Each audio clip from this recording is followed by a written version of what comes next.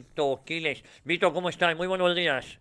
Hola Javier, ¿cómo estás? Encantado de saludarte de nuevo después de tanto tiempo y sobre todo muy contento, muy feliz de estar en un programa referencia en la actualidad como es el tuyo, La Boca del Lobo. Así que como siempre muy gustosamente aquí estamos de nuevo. Oye, Vito, bueno, nos espera una temporada tanto radiofónica como informativa aquí en el grupo ELA, del que tú formas parte.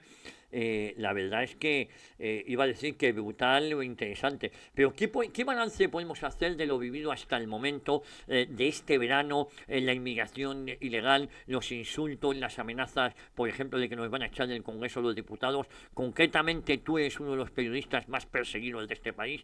Bueno, cuéntanos.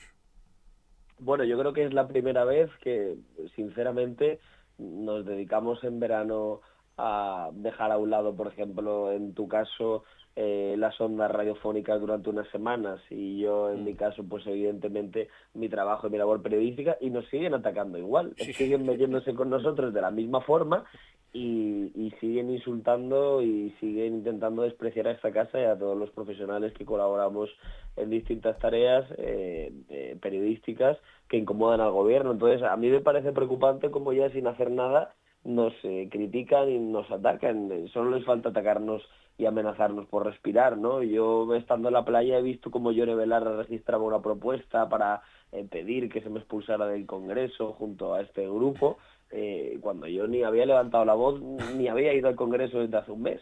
Y ahora vemos también como, en fin, los de Podemos, que están muy pendientes de nosotros mientras se dedican a pintar piedras en la playa, a decir bravuconadas en las redes sociales y a pedir nuestra expulsión de todos los, en fin, espacios institucionales, están demasiado tranquilos, ¿no? Viendo como efectivamente el resto de periodistas, supuestos periodistas, no hacen esas preguntas, no hacen esa labor de fiscalización del poder y sobre todo no hacen lo que tiene que hacer un buen profesional de periodismo, que es cuestionar, ¿no? Y criticar lo que está haciendo el gobierno, como tú decías, en cuanto a la inmigración ilegal, en cuanto a esas políticas en contra de España, rupturistas, en cuanto a esos pactos con el separatismo, con el independentismo y en cuanto a, por ejemplo, todos esos escándalos judiciales que siguen salpicando a Begoña Gómez, que no nos podemos olvidar de eso, aunque sea verano, o al hermano de Pedro Sánchez, que siguen ahí y que nadie habla de ellos. A mí me preocupa, Javier, lo estaba pensando el otro día y creo que nadie se ha hecho ese planteamiento, y es la última vez que declaró o que fue citado a declarar Pedro Sánchez ante el juez Peinado fue hace ya bastantes semanas y no sé por qué nadie se ha preguntado por qué todavía no ha salido a la luz el vídeo de esa no declaración de Pedro Sánchez o algún fotograma de esa comparecencia ante Peinado. ¿Qué quiere ocultar Moncloa? ¿Por qué todavía, en fin, el juez o el gabinete de comunicación del juez o del juzgado no ha enviado el material a las partes acusatorias que lo están esperando? Porque ha pasado ya casi un mes ha pasado prácticamente y todavía no tenemos esa foto de Pedro Sánchez declarando ante el juez Peinado o al menos sentado en la Moncloa. En fin, a mí es algo que me preocupa bastante y no sé qué está pasando y me gustaría saberlo, porque desde luego que es una foto que molesta mucho a Moncloa, yo creo que convendrás conmigo en ello, y la de Begoña, bueno, tardamos un poco en tenerla, un par de semanas, pero nos llegó, y el otro día hablaba yo con las partes de la acusación y no les ha llegado nada, y a mí me sorprende mucho que del juzgado todavía no se haya enviado eso, ¿no? Es decir, ¿nos vamos a quedar sin ver esa foto o qué va a pasar aquí? Oye, Víctor, ¿tú crees que el caso Begoña Gómez, que es el caso Sánchez, que es el caso Coldo, que es el caso David, se puede llevar por delante a Sánchez o antes que hará el juez que Sánchez? Porque, claro, Sánchez, el presidente, ha puesto toda la maquinaria a trabajar en su defensa, por cierto, a costa del dinero de todos los españoles. Bueno, yo creo que si este país conserva algo de democracia de la que presumen tanto los socialistas día tras día, diciendo que somos una de las democracias más antiguas de Europa, que somos una democracia consolidada, que somos un Estado de Derecho, yo creo que por ende, si en un Estado de Derecho delinques, en un Estado de Derecho te dedicas a traficar con influencias, te dedicas a regalar fondos a empresas, en fin, que luego han financiado tus proyectos personales o profesionales como un máster en la Complutense, como de una cátedra, pues yo creo que si cometes delitos debe ser juzgado y por ende debe ser condenado. Y en el caso de Begoña Gómez yo lo veo muy claro. Además, si el juez aparece que hay indicios de delito porque sigue la causa avanzando y cada vez aparecen más informaciones que implican o que involucran a Begoña Gómez en tramas corruptas y también al presidente del gobierno, que era él el que utilizaba el Palacio de la Moncloa para reunirse con el señor Juan Carlos Barrabés, y que además no solo es que utilizara el espacio de la Moncloa para habilitar un sitio a su mujer donde realizar sus negocios personales en lo que debería ser, digamos, en fin, el palacio institucional de todos los españoles, sino que encima se reunía él en primera persona con esas empresas, que se reunía él en primera persona con los que iban a financiar las cátedras de su mujer. Es que es algo absolutamente impresionante. Si de verdad, después de todo esto, Pedro Sánchez no resulta, digamos, aunque sea juzgado, imputado o investigado, que mínimo, yo creo que ya no estamos ante una democracia, porque es que hay muchas evidencias de ello. Y a mí lo que me parece preocupante es eso, ¿no? Que estoy viendo como la justicia parece ser que se está ralentizando el proceso, digamos, que de divulgación a los medios de comunicación de las, en fin, actualizaciones judiciales sobre Pedro Sánchez y su mujer. Y yo creo que Pedro Sánchez, si la justicia es independiente, acabará condenado o acabará como mínimo investigado e imputado, como está su mujer ahora. Y por supuesto un presidente imputado, un presidente investigado no debería seguir como presidente del gobierno. Además, todos hemos visto esos vídeos de Pedro Sánchez, esos tuits de Pedro Sánchez, esos avisos de Pedro Sánchez cuando gobernaba el señor Mariano Rajoy en su día, diciendo que un presidente que era citado a declarar que no puede ser presidente del gobierno. Y él decía que si un socialista, cuando él fuera secretario general del Partido Socialista, era citado ante la justicia, que era directamente expulsado de su cargo y del Partido Socialista. Entonces, ¿qué va a hacer Pedro Sánchez? Se va a expulsar a sí mismo, porque él ya ha sido citado a declarar por el juez penal y tiene pinta de que lo va a volver a hacer, Javier, por lo que yo he escuchado del entorno del juez. Así que yo creo que si la justicia es independiente en este país y si conservamos algo de democracia, el presidente del gobierno será investigado muy pronto. Oye, el papel del Partido Popular en todo esto deja mucho que desear, negándose a llevar a Begoña Gómez a declarar ante el Senado, ¿no?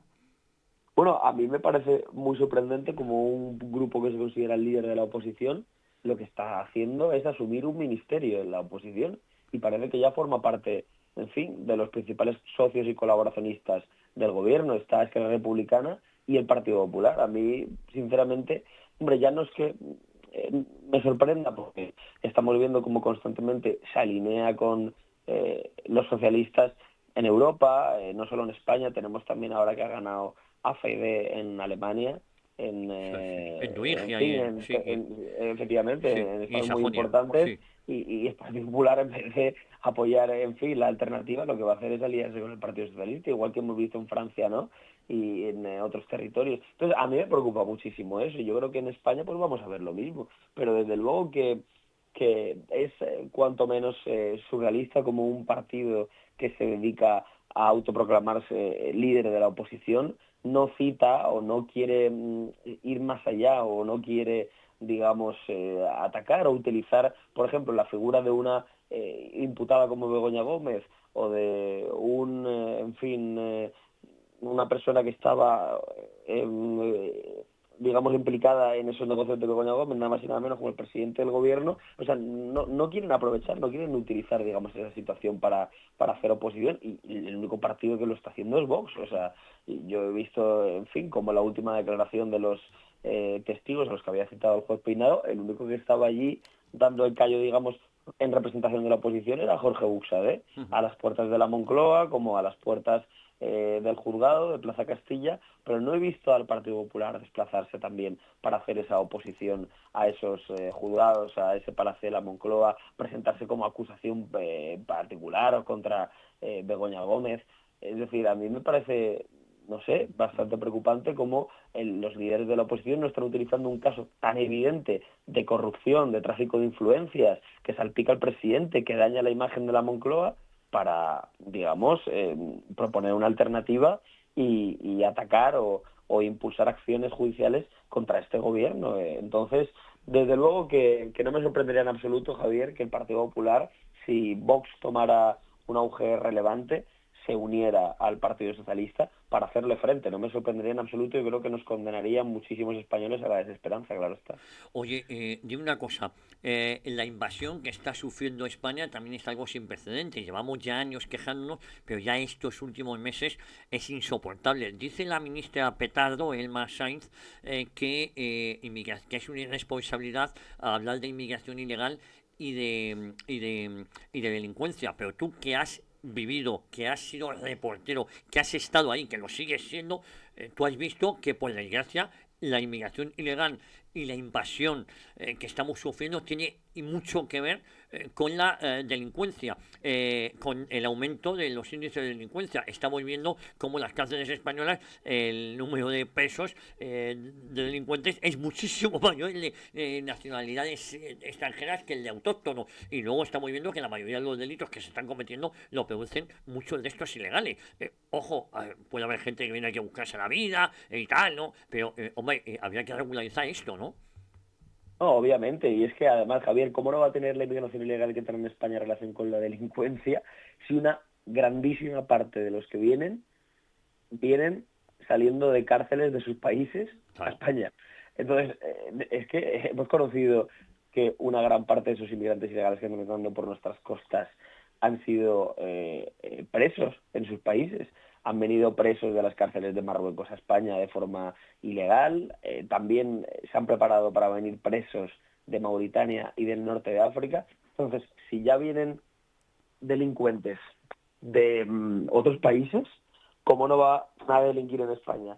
Si ya vienen delincuentes de Marruecos, si ya vienen delincuentes del norte de África, pues ¿cómo no van a cometer esas actuaciones delictivas en España? A mí me parece sobre todo muy sorprendente y parece muy humillante, digamos, la irresponsabilidad de este gobierno en general, ¿no? Porque desde luego que decir que la inmigración ilegal no tiene que ver con la delincuencia o atacar a los que lo denuncian es realmente provocar que haya más episodios delictivos, es realmente alimentar, digamos, todas las circunstancias negativas que está generando la inmigración ilegal, porque cuando tú no denuncias los problemas y cuando los intentas ocultar, lo que haces y lo que provocas es que se multipliquen.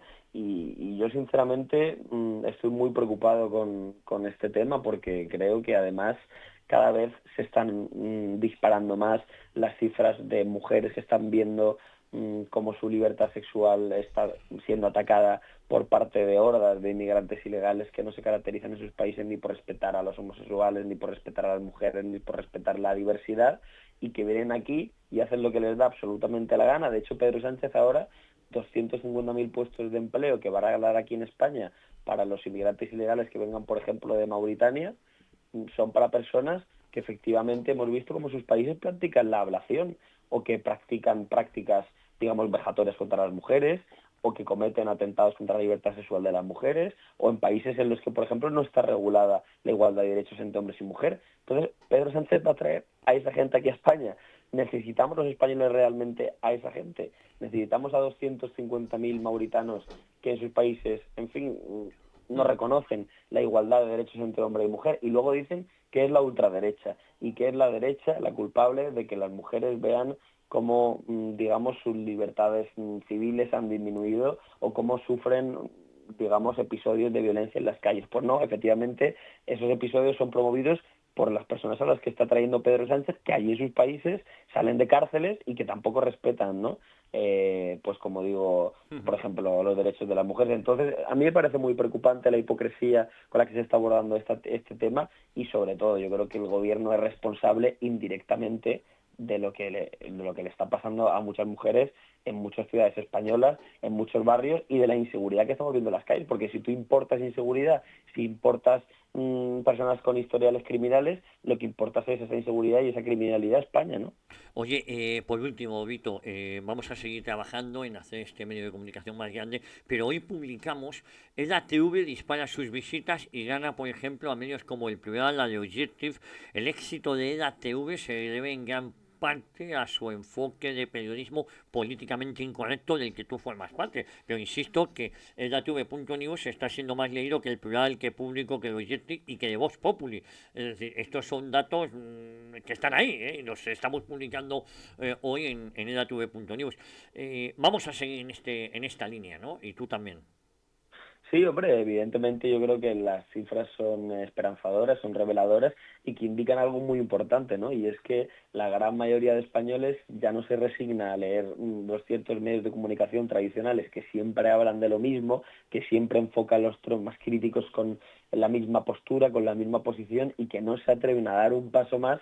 Y yo creo que, digamos, el éxito, al menos la valentía diferencial de este medio radica en eso, en que nosotros siempre nos hemos atrevido a hablar de lo que realmente nos daba la gana y de lo que realmente era considerado políticamente incorrecto, que no nos hemos achantado ante el poder, que hemos sido fuertemente amenazados y hostigados por todo el poder político y que nunca hemos agachado la cabeza, ¿no? Muchos medios de comunicación en el momento en el que empiezan a criticar sobremanera algunas posturas del gobierno de Pedro Sánchez, pues ya desde luego, como dice Javier ahora mucho en Argentina, les retiran la pauta o les amenazan con retirársela y entonces callan. Nosotros, como nunca hemos tenido, pues no nos hemos obligado, no hemos visto obligados a valorar esa tesitura, ¿no? Y entonces yo creo que es muy importante porque evidentemente pues evidencia que hay un cambio en la población española en cuanto a los medios de comunicación que se consumen y por ejemplo también estamos viendo cómo Informa Radio cada vez es una emisora más escuchada y que la gente ha cambiado a muchos locutores, a muchos presentadores que han sido, bueno, de cierta manera históricos, ¿no? Y que se han escuchado mucho a lo largo de los tiempos por cadenas que apuestan por atreverse, como tú haces, Javier, cada mañana a contar cosas que no te cuentan en la COPE, que no te cuentan en la SER, que no te cuentan en Onda Cero y que te contamos aquí siempre. Y además también es importante el hecho de representar que hay una alternativa, ya no solo política, sino, bueno, también de oyentes, ¿no? Y hay una alternativa y hay una serie de españoles cada vez más grande, en fin, que piensa lo que piensas tú, que comenta en sus bares o que comenta en sus casas lo que comentas tú cada mañana y que evidentemente está de acuerdo con los planteamientos que en esta casa realizamos. Así que, bueno, yo me alegro mucho por eso y también animo al grupo a seguir creciendo y te doy la enhorabuena, igual que a todos los profesionales de esta casa. Bueno, y yo te la doy a ti, ¿eh? Oye, que tengo ganas de verte. ¿Cuándo te pasas por aquí? Por cierto, hoy me viene a ver Pío Moa con un libro que te tengo que dar, ¿eh? Ah, sí. Sí, sí, Hombre, me sí. encantaría. Desde Eh, luego que Pío Moa es un referente. Hay que leerlo y Bueno, hay pues que verlo. que viene para acá y me ha dicho, te llevo un libro a ti y te llevo otro para el bono de Víctor Quiles. Así que aquí lo Ah, tienes, pues yo te lo guardo aquí. No tardes mucho porque aquí los libros desaparecen, ¿eh? no, no, no, no, evidentemente. Los libros y los churros, Y y los los churros. churros. Los churros los viernes. Oye, que Sí. te mando un abrazo, pero llámame luego a ver cómo nos organizamos. Que te quiero aquí, ¿eh? Venga, pues no tardo en llegar, Javier. Un Bueno, fuerte abrazo, cuídate. un abrazo y a seguir así, Vito, Hasta ¿eh? Una luego. temporada más. Muchas gracias. Gracias. Bueno, y a todos ustedes, no se vayan, 2 minutos. Tenemos ya a Eduardo García Serrano, a Martín Estrellas, a José Luis Serrano y a García